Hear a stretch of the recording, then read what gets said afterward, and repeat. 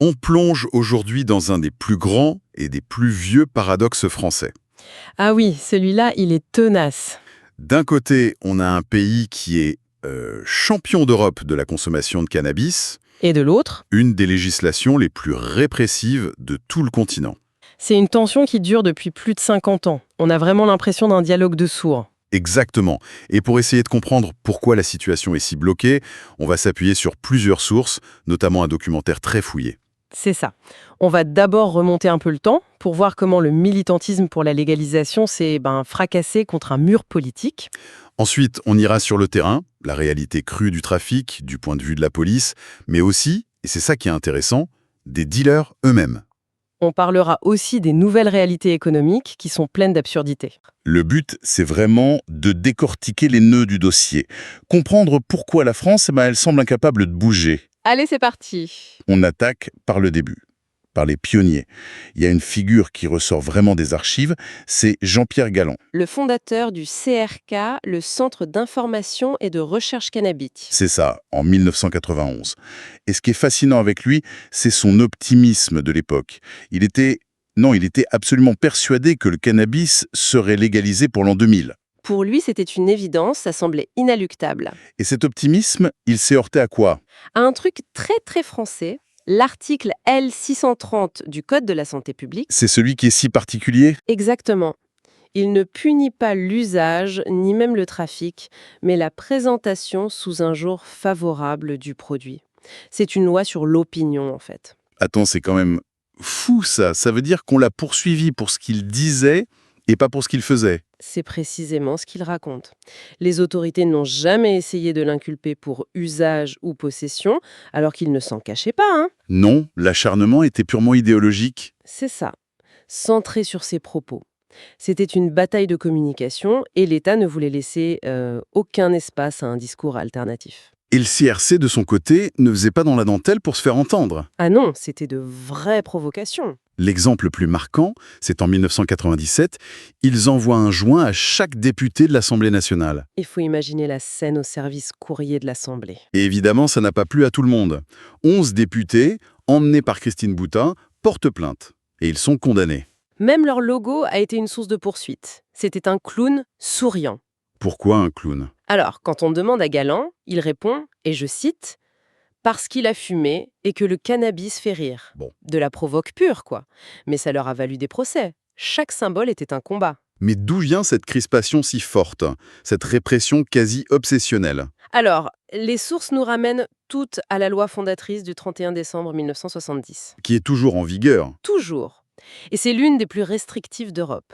L'historienne Zoé Dubus l'explique très bien.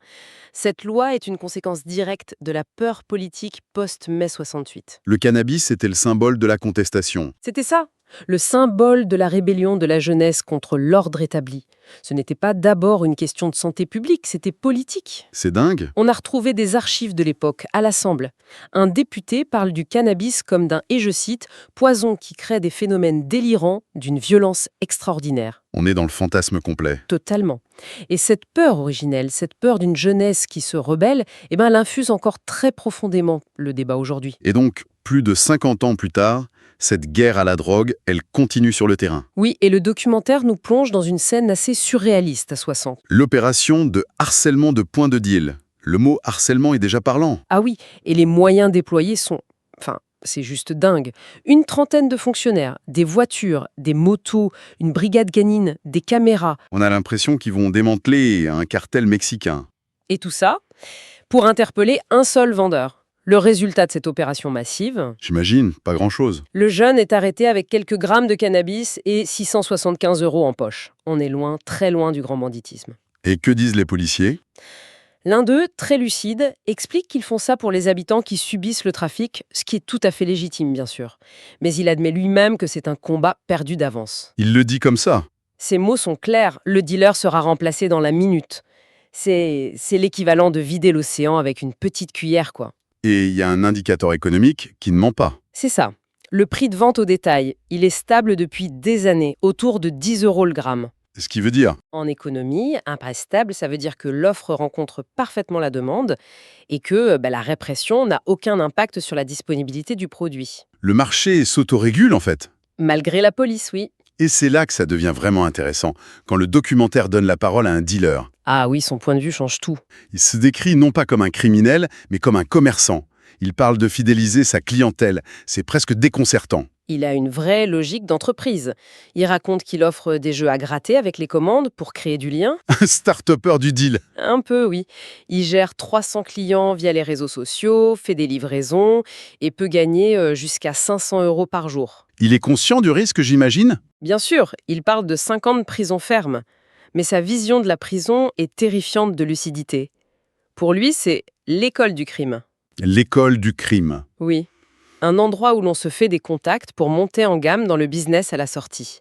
La prison ne dissuade pas, elle forme. Et juste après cette image du gentil commerçant, le ton change radicalement. Il aborde la question de la violence. Exactement. Et c'est là où le documentaire bascule.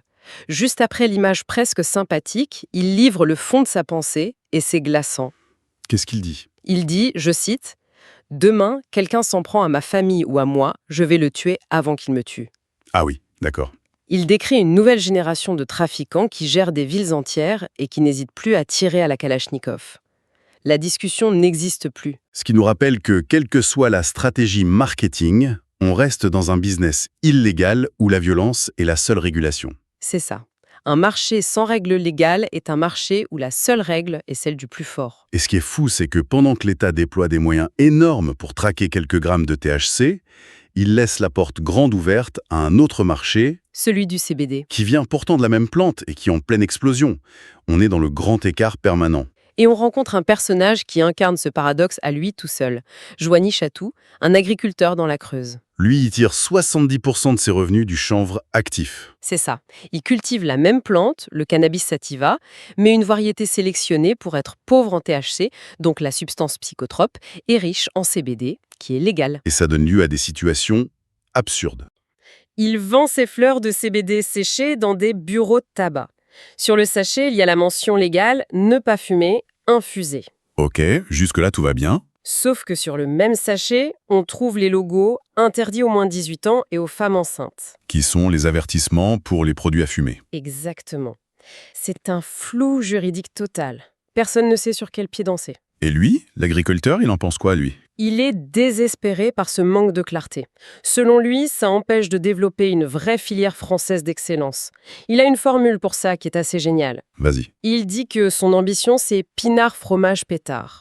Il rêve d'un savoir-faire français du cannabis. Mais pour ça, il faudrait des règles claires et pas une hypocrisie généralisée. Bon, alors si le CBD est déjà un casse-tête, on arrive à la partie du dossier qui est, pour moi, la plus incompréhensible. Le cannabis thérapeutique. Le mur de l'absurde, oui. Une expérimentation a été menée en France sur 3000 patients. Des patients atteints de maladies graves pour soulager leur douleur, et les résultats ont été très positifs. Logiquement, l'étape suivante, c'est la légalisation de son usage médical. Sauf que, non. Tout est bloqué. Et l'histoire de Frank Milon, le fondateur du laboratoire Lafleur, est juste ahurissante. C'est un cas d'école.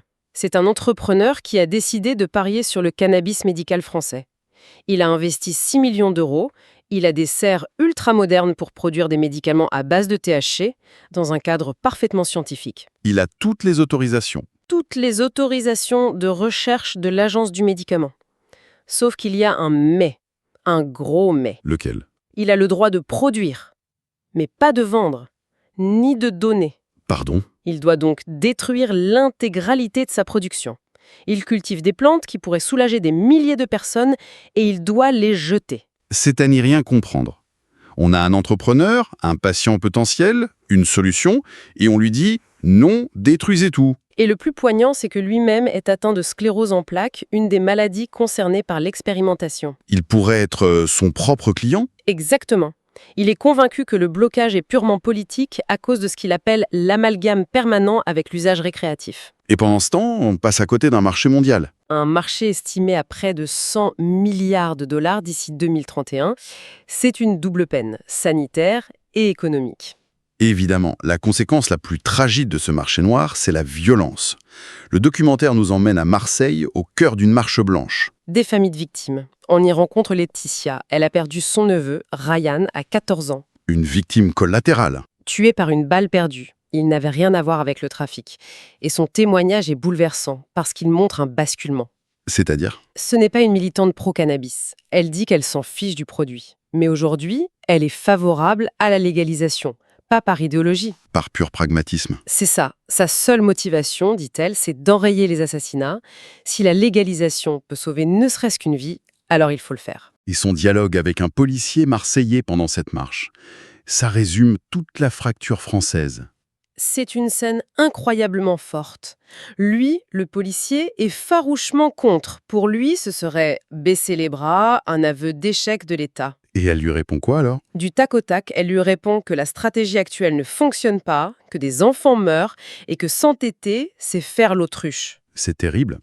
Parce que les deux ont raison de leur point de vue. Exactement. L'un voit l'effondrement de la loi, l'autre voit des familles brisées. Et entre les deux, aucun pont. Le débat est dans une impasse totale. Et pendant que la France est paralysée par ce débat stérile, on traverse l'Atlantique. Direction New York. Et là, c'est un choc culturel. On a l'impression d'arriver sur une autre planète. L'État de New York a légalisé le cannabis récréatif. Mais ce qui est révolutionnaire, c'est leur approche. C'est ça. Ils ont décidé de donner en priorité les licences de vente de cannabis légal à des personnes qui ont été condamnées par le passé pour trafic de stupéfiants. Attends, ils donnent les magasins à d'anciens dealers? En priorité, oui. L'idée, c'est de faire de la justice réparatrice. On renverse complètement la table. Ceux qui étaient le problème deviennent la solution. Et on rencontre un de ces nouveaux entrepreneurs. Oui, un certain Mathieu. Pendant 20 ans, il a vendu du cannabis illégalement. Il a connu la clandestinité, les risques. Aujourd'hui, il est propriétaire de 2 boutiques légales, magnifiques. Propre et sécurisé. Voilà.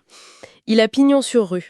Et le raisonnement du gouvernement est incroyablement pragmatique. C'est-à-dire? Pourquoi former des nouvelles personnes quand on a déjà des experts qui connaissent le produit, le marché, la clientèle? C'est logique, vu comme ça. Le délinquant a pilier de sa communauté. C'est une rédemption sociale et économique. Le contraste avec le dealer de Soissons qui décrit la prison comme l'école de crime est saisissant. À New York, l'expérience du crime devient un diplôme pour l'entrepreneuriat légal.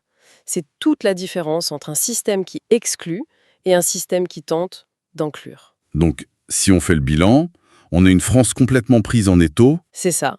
D'un côté, une histoire de répression morale et politique vieille de 50 ans qui n'a jamais fonctionné. De l'autre, un marché noir hyper violent qui prospère sur cet échec. Et au milieu, des opportunités médicales et économiques gigantesques qui sont sciemment églorées. Et on termine sur cette idée qui retourne complètement le problème. En France, le dealer de Soissons, il dit quoi? Il dit que pour devenir un entrepreneur légal, il faudrait qu'il blanchisse l'argent du trafic, donc commettre un autre crime.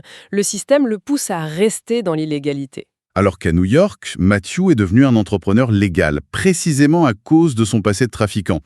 Son expérience illégale a été validée comme une compétence légale. Ce qui nous amène à la question finale, la plus provocatrice. Que se passerait-il si la France changeait radicalement de perspective? Et si on arrêtait de considérer les acteurs du trafic uniquement comme des criminels à punir? Mais aussi comme de potentiels acteurs économiques? Exactement. Des gens qui possèdent des compétences, gestion de stock, fidélisation client, connaissance du produit, des compétences qui pourraient être très utiles dans un futur marché légal, encadré et taxé. La question finale, c'est donc, et si le problème, ce n'était pas le dealer, mais le cadre illégal dans lequel on l'oblige à opérer? Tu n'es pas encore abonné? Il est l'heure, mon seigneur. Instruis-toi.